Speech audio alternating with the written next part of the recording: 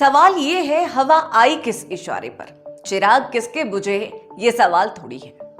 इन दिनों शिमला की सल्तनत पर सियासी समीकरण कुछ यूं बदल रहे हैं कि कल तक जो लग रहा था वो अब नहीं लग रहा है।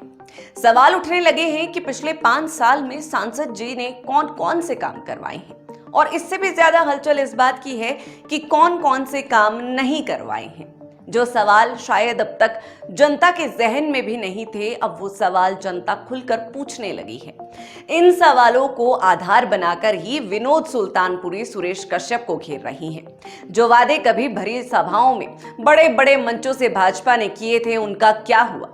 फूड प्रोसेसिंग यूनिट कहां है? सेब बागवानों की डिमांड का क्या हुआ? औद्योगिक क्षेत्र को रेलवे से जोड़ने का काम कब पूरा होगा? सांसद निधि सबसे ज्यादा खर्च हुई शिमला संसदीय क्षेत्र में, लेकिन आपदा के वक्त सांसद जी कहां थे? अब सवाल पूछे जा रहे हैं तो जवाब भी देना होगा, और इन सवालों का जवाब सुरेश कश्यप दे भी रहे होंगे। समझा रहे होंगे कि पेच कहां अटका, या इन वादों को अगली दफा जरूर पूरा किया जाएगा। अब जनता कितना समझती है ये तो जनता ही जाने। हम तो तब जानेंगे जब नतीजे सबके सामने होंगे। नमस्कार, मेरा नाम है सुनैना कश्यप और आप देख रहे हैं फर्स्ट वर्डिक्ट मीडिया। आदतन तुमने वादे कर दिए, आदतन हमने एतबार किया।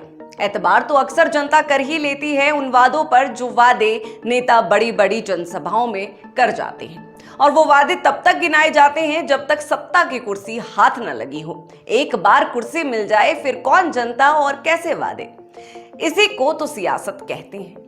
अब चुनाव आखिरी पड़ाव पर है तो जाहिर है कि जीतने के लिए हर सियासी दाव पेच लगाया जाएगा।